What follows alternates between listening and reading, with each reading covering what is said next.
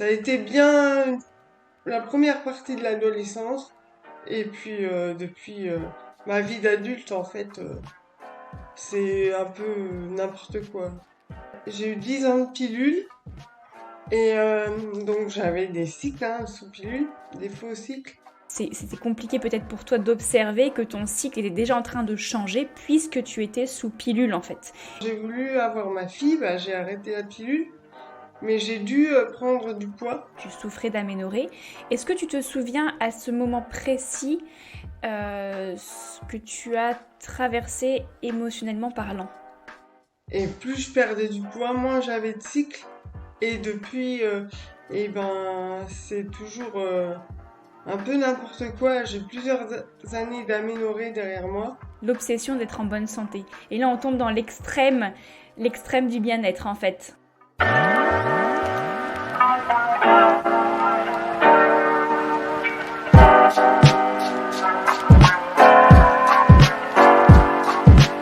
On parle d'éclosion lorsqu'un animal sort de son œuf ou lorsqu'une fleur ou une graine s'ouvre.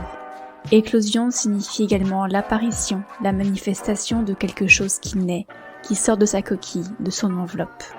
Dans ce podcast, je tends le micro à toutes celles qui désirent partager leur propre éclosion, leur propre manifestation, leur naissance ou leur renaissance. Toutes ces femmes que l'on croise un jour dans sa vie, avec leur histoire, leur remise en question et leurs convictions. Santé féminine, santé mentale, troubles alimentaires ou encore mode de vie plus durable et respectueux. Elles nous racontent leur récit de vie sans filtre ni tabou. Prépare-toi à écouter l'histoire d'une femme inspirante, car oui, chaque récit de vie est source de grand apprentissage. Je suis Alexandra Portail, hôte de ce podcast. Je te souhaite la bienvenue dans Éclosion.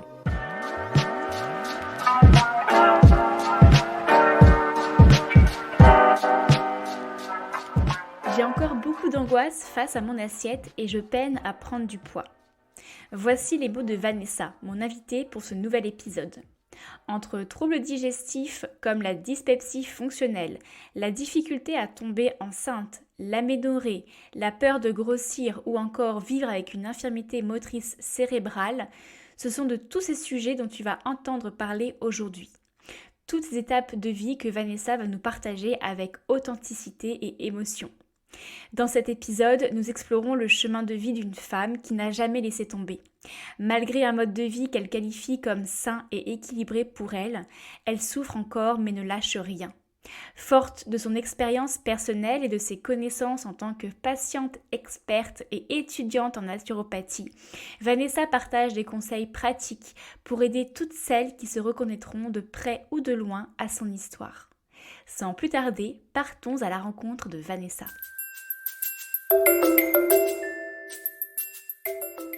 Bonjour Vanessa. Bonjour Alexandra. Bienvenue sur le podcast Éclosion. Je suis très contente de pouvoir t'accueillir aujourd'hui, d'autant plus que nous connaissons de manière virtuelle, mais depuis un petit moment on échange via Instagram notamment. Je sais que tu es une fidèle auditrice du podcast et également on s'est déjà rencontrés au travers de certains événements comme des petites conférences en ligne que j'ai données sur l'aménorrhée. Donc voilà, je suis très contente de pouvoir t'accueillir et pouvoir aussi mettre en lumière ta propre histoire qui, je pense, va beaucoup enrichir les oreilles de nos auditrices. Alors du coup, pour apprendre un petit peu à te connaître, j'ai quelques petites questions rituelles que tu peux peut-être... Non, je pense que tu les connais pas parce qu'elles sont nouvelles, notamment j'en ai une que j'aime bien poser sur quand je reçois des invités. Alors imagine que je te donne un miroir. Est-ce que tu pourrais me dire ce que tu vois dans le reflet de celui-ci? Voilà, tout simplement. C'est quoi? C'est la Belle au bois dormant? Non, c'est l'histoire du miroir, c'est mince, Blanche-Neige avec la sorcière. Mais bon, là t'es pas une sorcière. Alors Blanche-Neige, oui. Oui.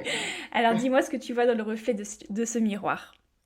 Une jeune femme de 35 ans, jeune maman, qui aime prendre soin d'elle, prendre soin de sa famille, qui a envie que le monde autour d'elle se sente bien, qui a un grand intérêt pour le bien-être, la, tout ce qui a trait au bien-être en fait.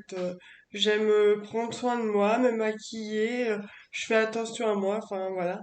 Quelles sont tes passions dans la vie, tes activités et comment tu remplis ta vie?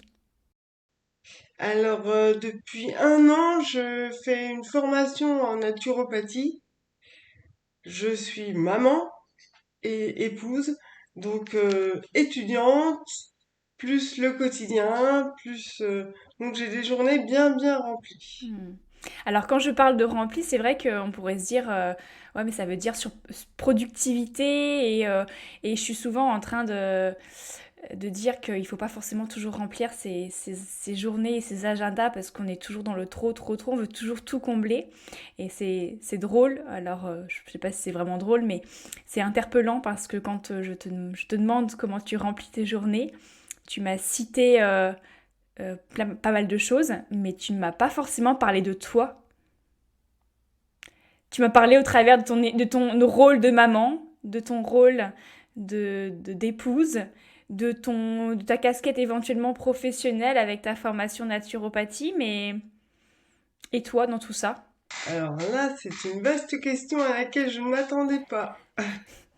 Donc moi, au milieu de tout ça, ben en fait tout ce que je viens de te citer, c'est ce qui me guide tous les jours.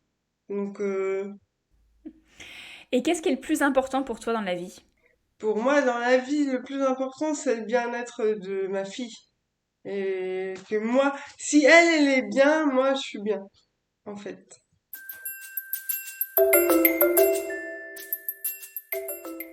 Alors, j'aimerais que l'on entame notre discussion notamment au sujet, par exemple, on peut commencer par ton cycle, ton cycle et toi. Je dis toujours que à chaque femme, son cycle. Et si tu devais te présenter ou présenter ton parcours de vie, ton évolution, sous le spectre de l'évolution de ton cycle féminin, qu'est-ce que tu pourrais nous raconter? Ben, j'ai eu mes premières menstruations à l'âge de 13 ans. J'ai eu des cycles à peu près normaux jusqu'à l'âge de 18 ans. Et puis après, j'ai commencé à à vouloir perdre du poids. Et là, j'ai commencé à voir apparaître les problèmes de cycle, avec des cycles très irréguliers. Et plus je perdais du poids, moins j'avais de cycles. Et depuis, eh ben, c'est toujours un peu n'importe quoi. J'ai plusieurs années d'aménorrhée derrière moi. Donc là, j'ai plus de cycle. Aujourd'hui, à l'heure actuelle, j'ai plus de cycle.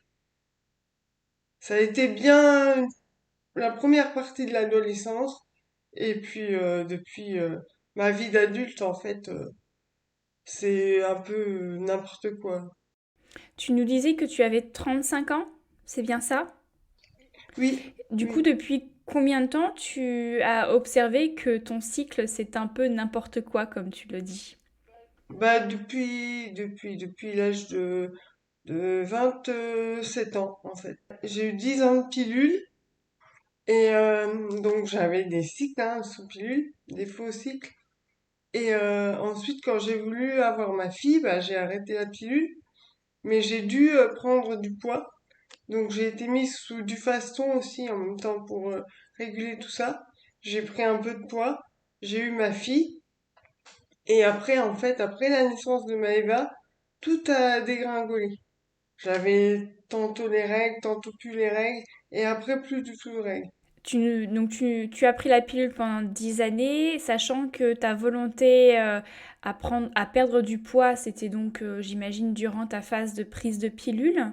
Non, pas forcément. Bah, remarque que j'ai jamais fait la relation entre prise de poids et pilule, mais pendant l'adolescence et même pendant l'enfance, j'ai toujours eu euh, des problèmes de poids qui étaient liés aussi à mon handicap, parce que je me déplace en fauteuil roulant suite à une naissance prématurée. J'ai oublié de le préciser dans ma présentation. Et du coup, j'ai toujours eu des problèmes de poids, de surpoids. si on veut dire, ça a commencé vers 7-8 ans jusqu'à l'âge de 18 ans où j'ai eu une grosse prise de conscience.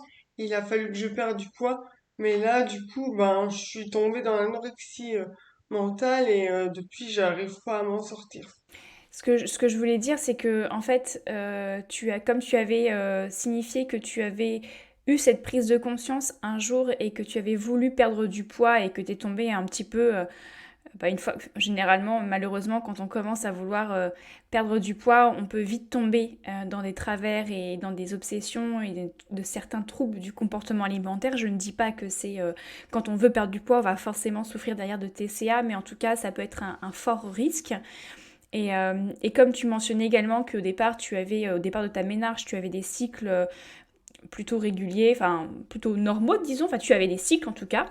Oui, même sans douleur, enfin, Et donc du coup, ben, effectivement, cette période de prise de pilule qui correspond aussi à la période où tu as fait attention à ton poids et que tu as peut-être commencé à développer certains troubles alimentaires, finalement, ben, c'était compliqué peut-être pour toi d'observer que ton cycle était déjà en train de changer puisque tu étais sous pilule en fait.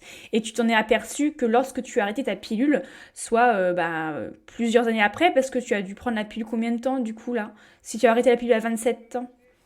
je l'ai prise en gros 9 ans, 9 ou 10 ans.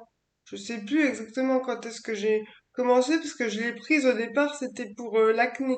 J'étais pleine d'acné. Donc j'ai été mise sous pilule. Ça a plus ou moins bien fonctionné. Et puis après, ben, j'ai continué parce que j'ai connu mon copain qui est aujourd'hui mon mari. Donc bah, j'ai continué. Et puis à l'époque, j'avais pas conscience de tout ce qu'on sait aujourd'hui sur la pilule, ni même ma maman. Elle aussi l'a prise de nombreuses années et n'a eu aucun problème. Donc on ne savait pas, on s'en remettait à ce que nous disait la gynéco. Et puis Lorsque tu as arrêté ta pilule, c'était j'imagine pour ce désir de grossesse, oui, et que tu as pris conscience que tu n'avais pas de cycle naturel, donc que tu souffrais d'aménorrhée. Est-ce que tu te souviens à ce moment précis ce que tu as traversé émotionnellement parlant? non. Franchement, non. Bah, j'étais dans une période de restriction alimentaire. J'avais, je- C'était le contrôle du poids, mais à 1000%. Et par exemple, le midi, j'étais seule à la maison. Je mangeais pas ou je buvais un coca pour me remplir. Je faisais un petit déjeuner et un repas le soir. Sinon, je grignotais toute la journée des pommes et du coca. Pour citer, voilà, c'était pommes et coca. Light en plus, parce que je voulais bien faire, forcément.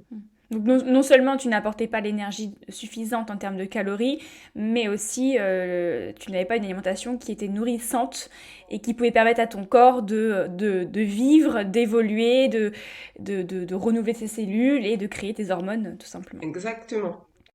Donc à ce moment-là, tu as arrêté la... Je reprends à chaque fois pour bien comprendre ton histoire et que ce soit clair dans les oreilles de nos auditrices et dans les miennes. Tu arrêtes, tu arrêtes ta pilule pour un désir d'enfant, tu te rends compte que tu n'as pas ton cycle. Mais à ce moment-ci, en fait, ta priorité, ça restait en fait le contrôle de ton poids. Donc tu restais obsédé en fait par ce poids et par le contrôle de ton assiette.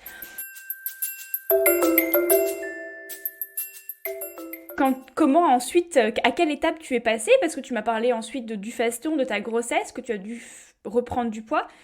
Entre le moment où tu as arrêté la pilule et l'obsession, c'était ton poids, à l'étape d'après de ta vie, comment ça s'est déroulé? Ben, en fait, je suis allée chez la gynécologue en disant, voilà, je n'ai plus mes règles depuis 2, 3 mois.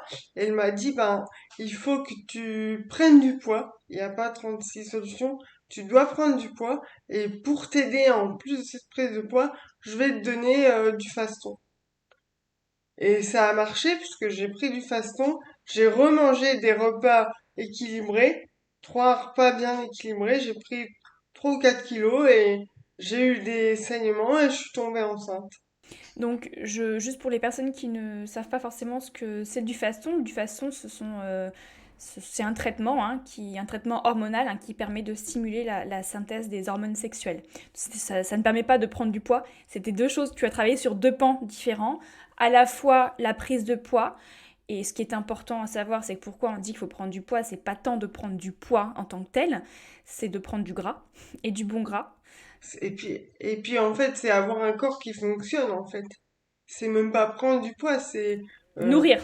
atteindre un poids qui permet, ouais, nourrir le corps Mm. en fait. Mais j'insiste sur la notion de masse grasse, de matière grasse et de gras, parce que on peut avoir des femmes qui ont le poids, un poids dit de forme, parce que selon le fameux IMC, indice de masse corporelle, c'est tout à fait dans la norme. Néanmoins, elles n'ont pas suffisamment de masse grasse, et c'est bien la masse grasse qui permet la synthèse des hormones sexuelles. Exactement, ouais. Donc c'est vraiment ça qu'il faut garder en tête. Et donc du coup, toi, tu as travaillé à la fois sur ce pan-là alimentaire et en parallèle, ce fameux du faston pour venir stimuler la synthèse de tes hormones sexuelles. Ce qui n'est pas forcément une obligation, c'est juste que toi, tu es dans un projet grossesse et qu'il a fallu, enfin, vous aviez voulu, en tout cas, vous avez opté pour accélérer les choses et pouvoir réaliser ce projet. Donc, tu prends quelques kilos, tu tombes enceinte. Pendant ta grossesse, comment s'est passée cette relation au poids? Parce que tu as nécessairement pris du poids. Ah bah j'étais super heureuse. En fait, paradoxalement, j'étais super heureuse parce que je savais que c'était pour le bien-être de mon futur enfant. Avec mon mari, on l'attendait, on était super heureux. J'avais plus aucun problème avec mon poids. Je mangeais quand j'avais faim, je mangeais de tout, plus aucun problème. Et puis je m'étais dit, c'est pas grave, tu reperdras après, sans penser que ça allait avoir des conséquences en fait. Et donc, à la fin de ta grossesse, quand tu mets au monde ta fille, comment ça se passe? Est-ce que tu retombes dans tes schémas précédents ou est-ce qu'il y a eu une évolution, une prise de conscience ou voilà, qu'est-ce qui s'est passé au niveau de ton poids notamment? Bah, on va dire que je tombe dans l'orthorexie cette fois. C'est-à-dire que je mange, mais toujours en contrôlant, et je mangeais pas trop de féculents, et je comptais les calories, et enfin voilà, c'était que du sain, Je mangeais plus de pâtes, plus de riz. Pour les personnes qui ne savent pas ce que c'est l'orthorexie, je vous invite à aller chercher la définition exacte. Mais c'est voilà, c'est du contrôle alimentaire, c'est l'obsession pour le healthy. Moi, j'aimerais, comme je t'ai en face, j'aimerais plutôt que tu me définisses pour toi ce qu'est vraiment l'anorexie. Parce que tu te dis, enfin, pas l'anorexie, pardon, orthorexie. Excusez-moi. Et donc, du coup, tu dis souffrir d'orthorexie. Quelles sont peut-être les questions, les réflexions qui te font dire que tu souffrais ou tu souffres encore d'orthorexie. Pour peut-être que les personnes qui nous écoutent s'identifient un peu plus que la définition standard que l'on peut trouver sur Internet. D'accord.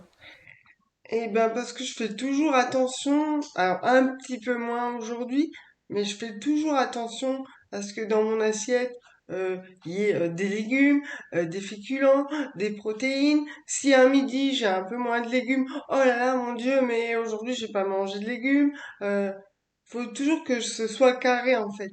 Si c'est pas carré, et ben je suis mal à l'aise en fait. Je me dis, j'ai pas bien fait. Il va me manquer ceci, ou je vais manger trop de cela.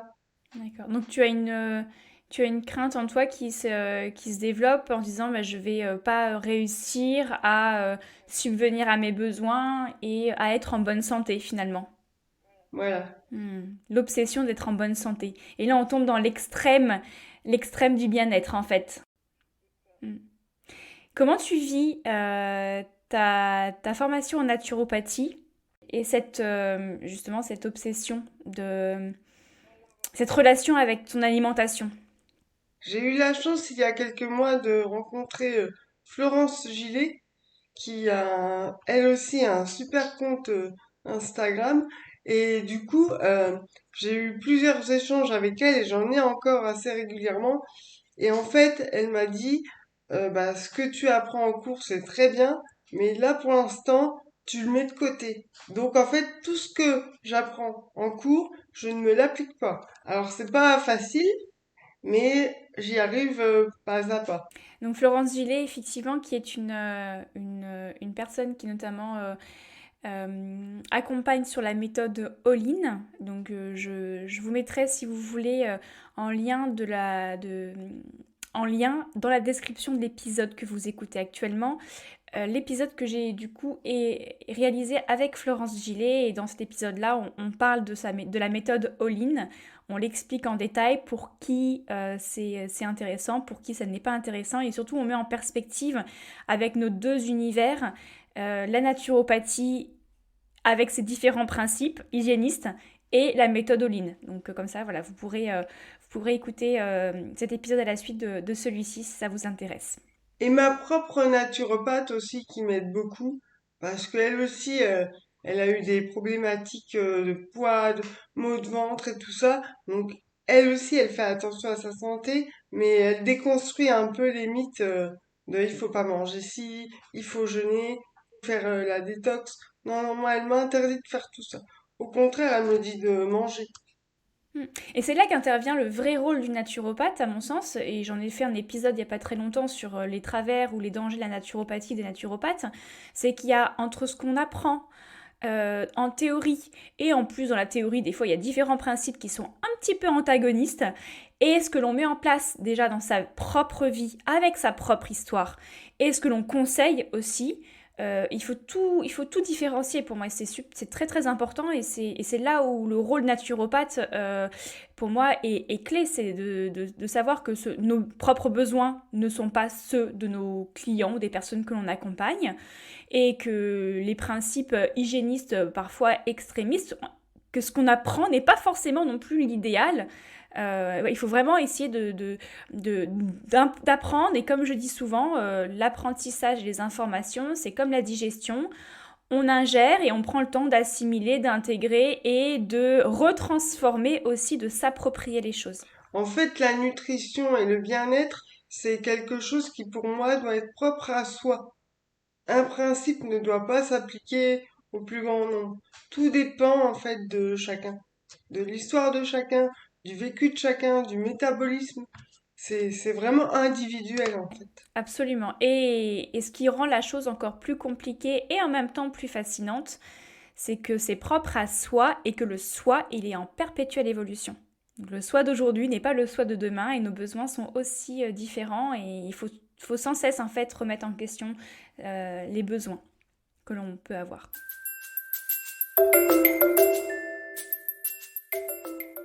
Du coup, aujourd'hui, tu souffres encore actuellement d'aménorrhée ou tu as quand même retrouvé des cycles? Mais j'ai repris du poids depuis quelques temps, hein. Depuis que j'applique la méthode All-in, j'ai repris quelques kilos. Je ne sais pas combien parce que j'ai jeté ma balance à la poubelle, histoire de pas retomber dans mes vieux travers, mais je me sens en meilleure forme. J'arrive à manger plus de choses parce qu'il faut savoir que j'ai développé plein de troubles digestifs aussi. Il y avait plein de choses que je pouvais plus digérer. Je suis passée par la candidose, le SIBO, donc c'était un peu l'enfer sur Terre. Mais je vois le bout du tunnel tout doucement. De jour en jour, ça s'améliore. D'ailleurs, donc tu parles de troubles digestifs. Lorsque en dehors du micro, en off, lorsque tu m'as parlé un petit peu de ton histoire pour pouvoir préparer notre échange, tu m'as parlé de dyspepsie fonctionnelle. Donc, nous n'avons jamais parlé de ce genre de trouble sur le podcast d'éclosion. C'est un trouble digestif qui implique l'estomac. Est-ce que tu pourrais peut-être définir ce trouble digestif avec ton propre, encore une fois, sous ton propre spectre, comment toi tu le vis et qu'est-ce que ça impacte dans ta vie? Alors pour moi, tout simplement, c'est l'impossibilité à digérer. Voilà. C'est-à-dire que moi, au quotidien, même si ça va beaucoup mieux aujourd'hui, encore une fois, mais au quotidien, un aliment que je digère très bien le lundi peut tout à coup ne plus être digeste le mardi. Donc c'est horrible quand on est dans l'orthorexie, dans dans l'obsession du bien-être, parce que en croyant bien faire, des fois on fait pire que mieux en fait. C'est on mange le lundi une assiette de pâtes, le mardi on mange la même assiette et on a mal au ventre. Alors pourquoi?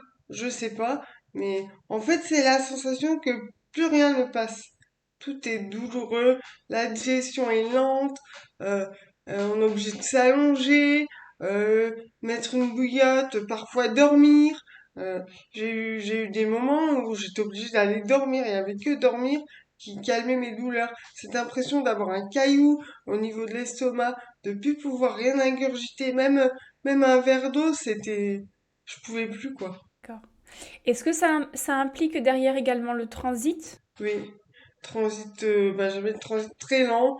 J'allais plus à la selle, ou 2 fois dans la semaine. euh, des maux de ventre. euh. Bon, j'en suis quand même plus là au jour d'aujourd'hui, mais c'est encore pas gagné.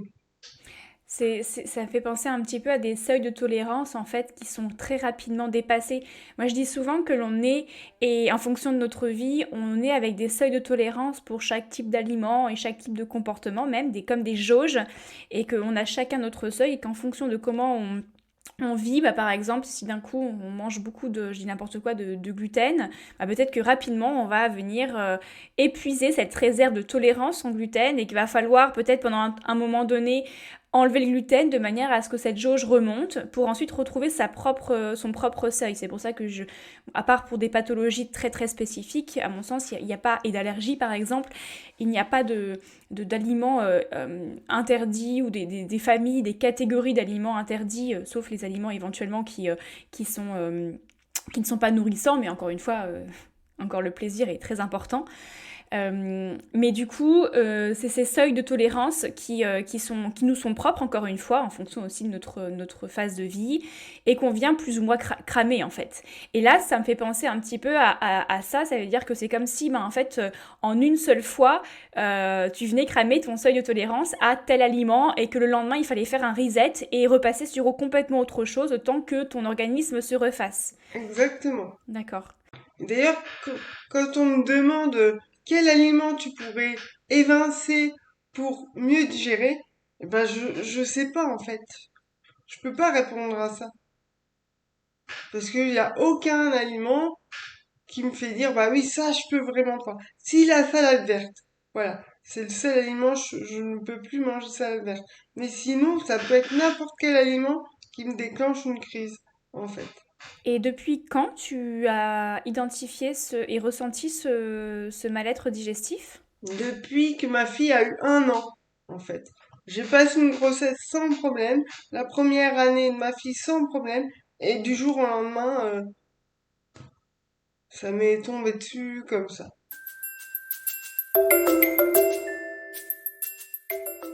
Pour les personnes qui ne connaissent pas ce trouble, parce qu'encore une fois, on entend peu parler, en tout cas on met peu souvent ce terme-là sur des troubles notamment de l'estomac.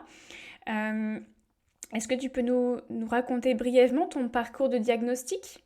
Ben en fait, je suis allée voir mon médecin traitant. Elle m'a fait passer une fibroscopie. Donc comment, un examen du tube digestif qui n'a rien révélé. Et du coup, elle m'a dit, ben, dyspepsie fonctionnelle. Côlon irritable, dyspepsie fonctionnelle. Ok, donc c'est l'absence euh, de, euh, de dysfonctionnement organique, hein, de Voilà. problématiques au niveau de l'organe qui finalement, par défaut, t'amène à ce diagnostic-là.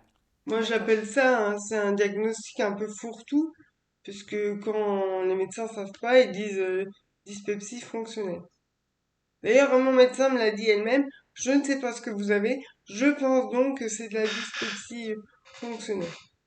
Bah, c'est un petit peu comme l'aménorrhée hypothalamique. Il faut savoir qu'il y a différents types d'aménorrhée. L'aménorrhée, c'est juste le symptôme de quelque chose de bien plus profond, hein. C'est l'absence de menstruation, mais derrière les causes sont multiples. Et souvent, en fait, pour diagnostiquer une aménorrhée de type hypothalamique, c'est parce que on a fait normalement un parcours de diagnostic au préalable et on est venu éradiquer et évincer certaines hypothèses de type problème d'ovulation, problème organique au niveau des ovaires, problème organique au niveau de l'endomètre ou autre, etc. Et du coup, problème au niveau du cerveau, etc. Et que par défaut, si finalement on n'est pas venu diagnostiquer ce type de problématique, c'est que c'est une aménorrhée hypothalamique. Mais c'est une manière de diagnostiquer, hein. Pour en revenir à ce qu'on disait tout à l'heure sur Florent Gillet, c'est grâce à ton podcast que je l'ai découverte en Tant mieux, fait. c'est que ça sert. Ouais. Et du coup, juste pour terminer sur cette partie de la digestion, de tes problématiques digestives, finalement, au quotidien, maintenant, comment tu fais parce que tu dis que tu n'as plus non plus ces types de douleurs. Qu'est-ce que tu as fait évoluer dans ton quotidien pour que tu puisses un peu mieux vivre avec ça? Et ben je remange de tout sans trop me poser de questions. Le gluten, pas trop encore, parce que j'ai déjà réessayé à petite dose et ça me provoque des douleurs. Mais sinon, je remange de tout. Si on revient au chapitre de ton alimentation, aujourd'hui, tu penses que tu souffres encore d'orthorexie, même si tu es en plein parcours, hein, avec Florence, et puis de toute façon, finalement, ton trouble digestif, j'ai envie de dire, ça t'amène à peut-être sortir un peu de ton orthorexie, parce que la conséquence de l'orthorexie, c'est de s'enfermer dans une liste d'aliments à laquelle on ne déroge pas. Donc toi, tu es un petit peu obligé, sinon tu es allongé toute la journée. Euh, à l'instant T, à l'instant où on enregistre, comment tu pourrais définir ta relation avec ton assiette? Pas sereine encore. Compliqué.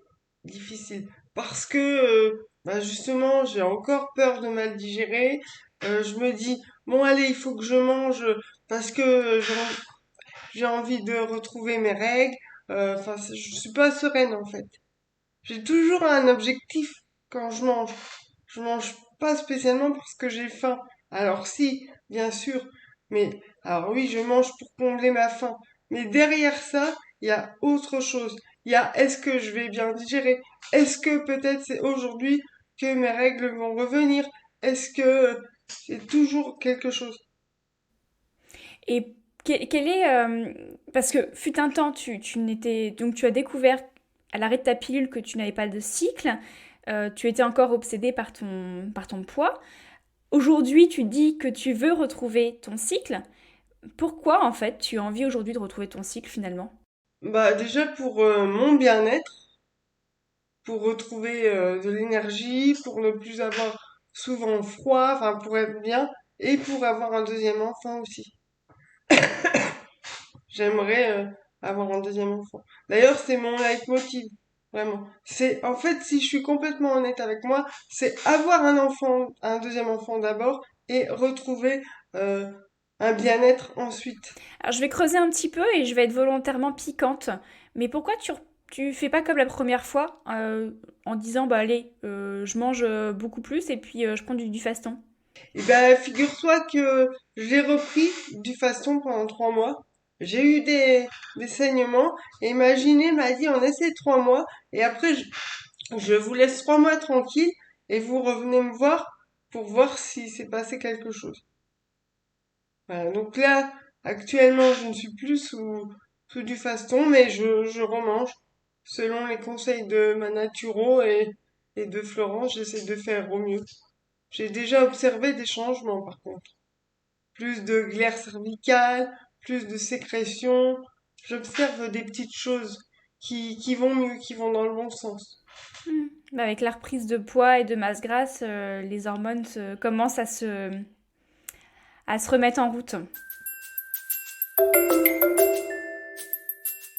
Vanessa, j'aimerais que l'on aborde un autre petit pan de ta vie, enfin petit, grand quand même, qui n'a aussi jamais été, je pense, évoqué sur le podcast. Tu es un peu l'invité qui évoque des choses qui m'amène à évoquer des choses qui n'ont jamais été évoquées. Donc, merci beaucoup pour ton témoignage.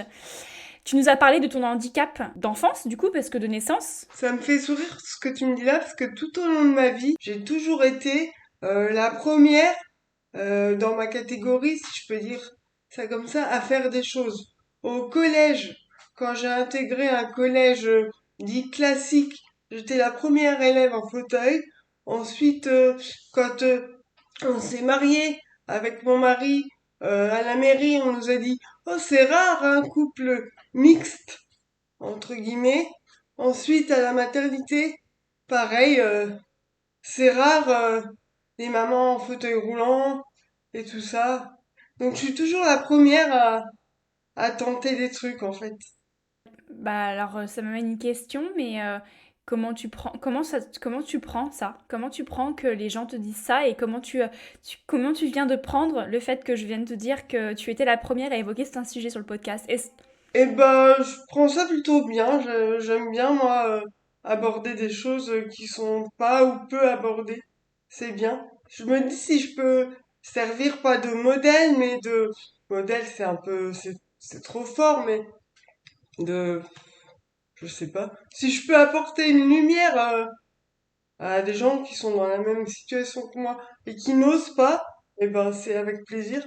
Ah bah alors justement, parlons de quelque chose, en tout cas une question ouais, qui m'est venue en tête et je pense du coup que je ne serai pas la seule. Alors j'ose, je te la pose. Donc tu souffres de handicap depuis ta naissance, puisque tu as dit que c'était suite à une naissance prématurée. Est-ce que tu pourrais nous... J'ai une infirmité motrice cérébrale, en fait. D'accord, ok. Donc au quotidien, ça veut dire quoi? Parce que les personnes ne te voient pas. Quelles sont les conséquences?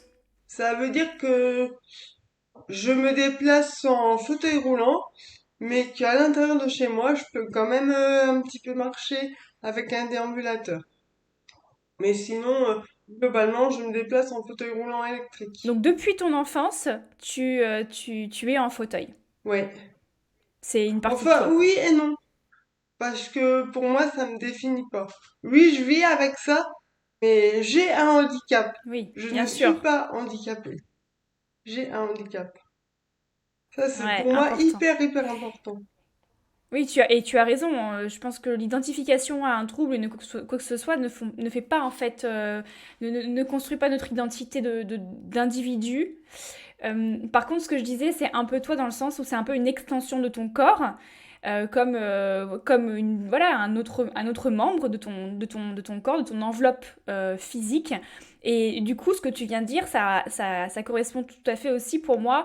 Ça s'applique tout à fait à une personne qui ne vit pas en fauteuil roulant, mais pour laquelle l'obsession de son apparence physique, de son enveloppe physique, est importante parce que du coup, on s'identifie à une enveloppe physique, à une apparence physique, et c'est comme ça qu'on vient développer aussi des fois des troubles de poids, alimentaires, etc., et des complexes. Donc, C'est hyper important pour moi je tiens toujours à être bien maquillée, propre sur moi, bien habillée. C'est hyper important pour moi. Parce que dans la tête du plus grand nombre, quand t'es handicapé, bah t'es forcément en jogging, forcément, voilà, pas toujours. Donc, et ça, moi, je veux casser ça justement. Oui, ok, j'ai un handicap, mais je suis une femme lambda en fait.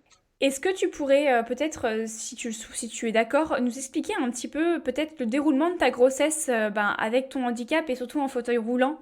Et puis maintenant aussi, dans ton rôle de maman, comment tu fais concrètement? Enfin, moi, c'est une question peut-être bête, mais je pense je serai pas la seule à me la poser, mais je pense que ça peut aider s'il y a des personnes qui se retrouvent dans ton parcours, de savoir concrètement comment tu fais avec ton handicap en fauteuil pour... Bah écoute, alors forcément, bah ma grossesse déjà c'est hyper bien déroulé. J'avais peur, hein, comme de toute façon, comme je pense toute maman, valide ou pas, qui se retrouve enceinte du premier enfant, on a forcément des craintes. Donc j'avais des craintes, mais au final ma grossesse s'est super bien passée. J'ai eu aucun problème. Franchement, même pas de nausée, rien. Une grossesse parfaite. Et bah, la naissance de ma fille par césarienne s'est hyper bien déroulée aussi. Ensuite, alors le premier mois a été difficile. Le premier mois après la naissance de ma fille a été un peu difficile parce que je manquais de confiance en moi. J'avais peur de la faire tomber, peur qu'elle ne m'aime pas parce que j'étais différente, peur qu'elle préfère mon mari, enfin beaucoup, beaucoup d'angoisse. Mais du coup, mon mari m'a aidé à les surmonter. Et une fois que j'ai surmonté ça, ça a été tout seul. Eva, elle s'est adaptée à mon handicap. En fait, on a évolué ensemble. Elle a fait, comment dire, elle a progressé dans son développement en fonction de moi, en fonction de mes capacités. Par exemple, à 2 mois, quand j'ai encore perdu une oreillette, excuse-moi, à 2 mois, lorsque je la changeais, eh bien, pour lui passer son body, je lui tendais le doigt, elle se soulevait toute seule. Après, elle s'est roulée dans son lit toute seule. Je la prenais sur mes genoux, je me mettais à côté de son lit, elle se roulait toute seule. Elle a marché très tôt, à même pas 12 mois, elle marchait. De toute façon, aujourd'hui, elle a 7 ans et elle est très autonome, très ouverte, très proche de moi aussi. On est très proche, très fusionnelle. Elle est gentille, elle est bienveillante, elle veut tout de suite m'aider. Alors ça, par contre, ça, moi, je veux pas, parce que je veux qu'elle ait sa place d'enfant, mais c'est plus fort qu'elle, en fait. J'ai même pas besoin de lui demander, elle vient. Des fois, je me fâche parce que j'ai pas envie, mais elle me dit, mais maman, moi aussi, je dois veiller sur toi. C'est inné chez elle. C'est, voilà, ça s'explique pas, en fait. Ah, c'est beau. C'est fou les capacités d'adaptation comme ça de l'être humain, hein. Parce que, y compris toi vis-à-vis d'elle et elle vis-à-vis de toi. Bah oui, en fait, toutes les deux, comme je dis toujours, on a évolué ensemble en même temps. Merci beaucoup pour ton partage comme ça très, très authentique. C'est très touchant et puis à la fois, je pense aussi très inspirant pour peut-être toutes ces femmes qui n'osent pas. Alors moi, j'ai envie de dire aux femmes qui ont envie mais qui n'osent pas, bah allez-y quoi. Euh, Hors contre-indication médicale ou autre, allez-y. Enfin, votre enfant, il s'adaptera à vous et vous vous adapterez à votre enfant. Allez-y, franchement, allez-y. Je peux pas dire autrement. Ouais, il faut faire confiance à notre nature humaine, notre nature, c'est-à-dire que si notre corps est capable de porter la vie, c'est que derrière, il sera aussi capable de la faire évoluer, de l'accompagner. Et si toi, tu as été capable de tomber enceinte et de vivre cette grossesse, c'est que derrière, tu es largement capable d'être une maman à la hauteur des besoins de ta fille. Ouais. Ah bah, pour moi, ma grossesse et puis quand je la vois aujourd'hui, c'est ma plus belle revanche sur la vie. Parce que à 15 ans, j'avais tellement peur de finir ma vie toute seule, de jamais avoir d'enfant. Pour moi, c'était impensable. Et quand je la vois aujourd'hui, je me dis, mais j'ai, j'ai réalisé l'impossible. À mon niveau, pour moi, j'ai réalisé l'impossible en fait.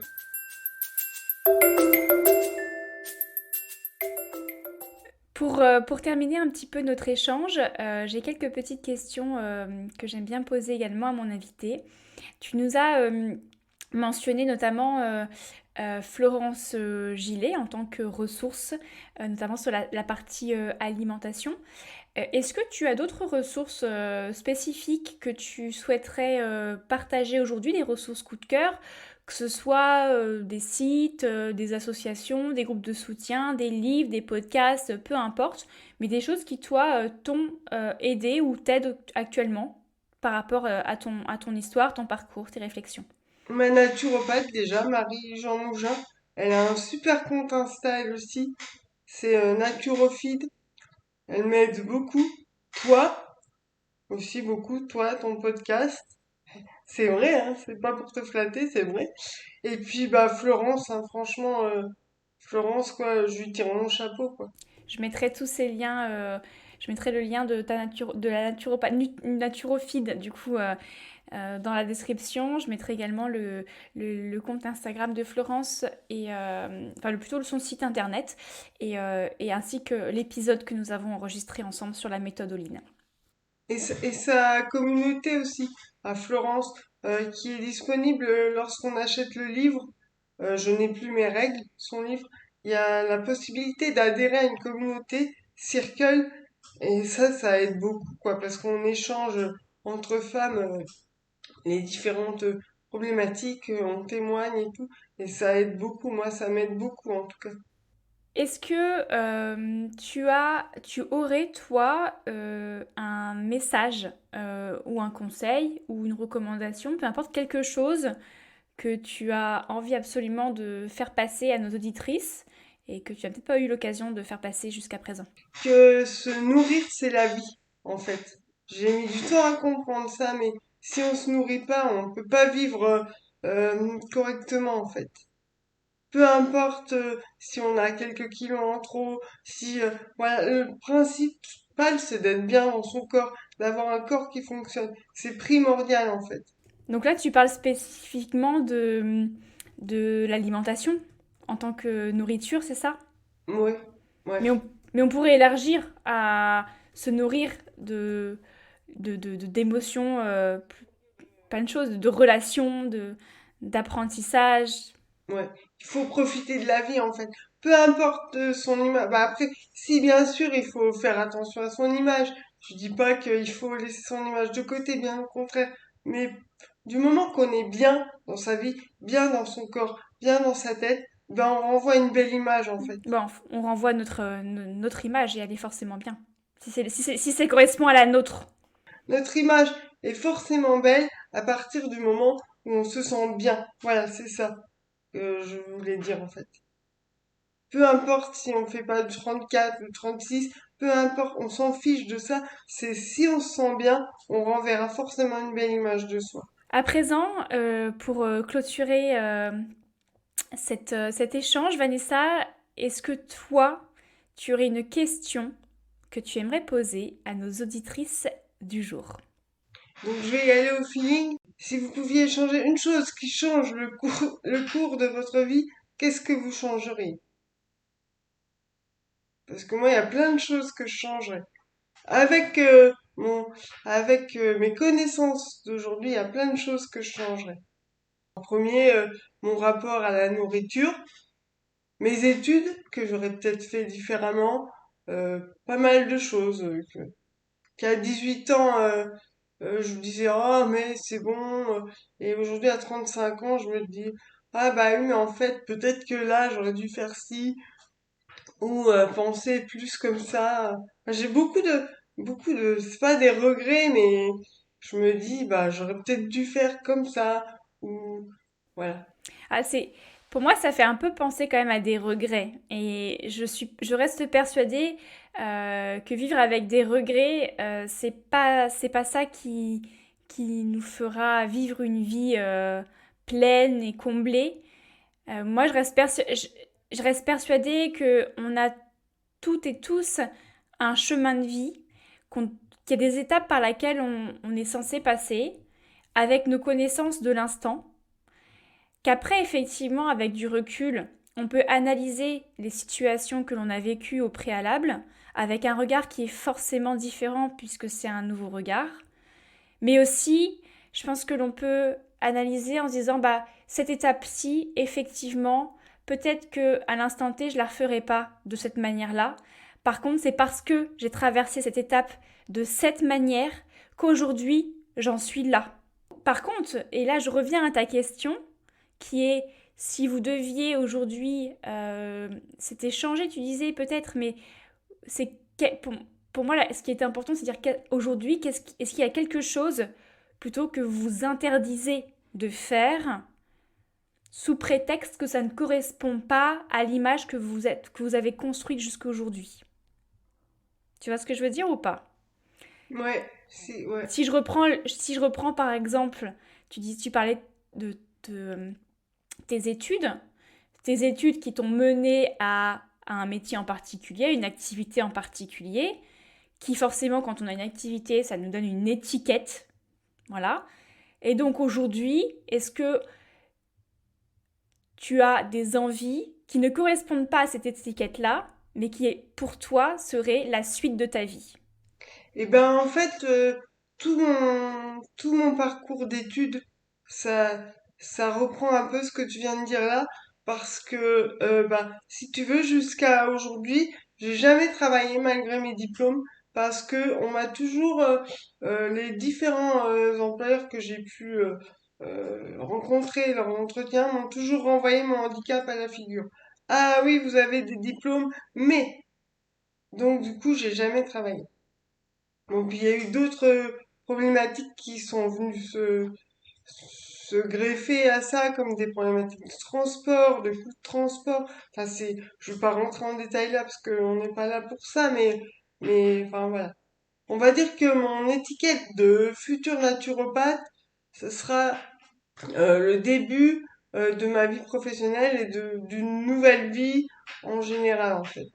Alors, si jamais je reformule ta question de cette manière-là, si tu as quelque chose, donc toi Vanessa, ou toi qui nous écoutes, si tu as l'envie d'accomplir quelque chose qui ne ressemble peut-être pas à l'étiquette de la vie que tu t'es construite jusqu'à ce jour, quelle serait en fait cette chose-là ? Que ce soit une relation, un projet, une remise en question plus globale, en définissant cette chose avec un grand C en fonction de qui tu es à l'instant T. Est-ce que ça te va comme... Oui, ouais. Ouais ? Bon, eh bien, je te propose que l'on termine sur ces belles paroles. Merci beaucoup Vanessa pour ton temps, pour ton témoignage et pour ton honnêteté concernant toutes ces questions parfois un petit peu piquantes. Et merci également pour ta fidélité sur le podcast. À bientôt Vanessa. À bientôt Alexandra. Nous sommes arrivés à la fin de ce nouvel épisode. Merci de l'avoir écouté jusqu'à la fin. J'espère qu'il t'aura plu, inspiré, voire chamboulé. Si ce podcast te plaît, parle-en à toutes les femmes qui t'entourent, mères, sœurs, amies, collègues, pour qu'elles puissent à leur tour se sentir envahies d'émotions vibrantes. Mais aussi à t'y abonner et à le soutenir avec une note 5 étoiles sur Apple Podcasts et Spotify. Retrouve également tous les autres récits d'éclosion sur la plateforme d'écoute de ton choix ou sur le site hygienedevie.fr.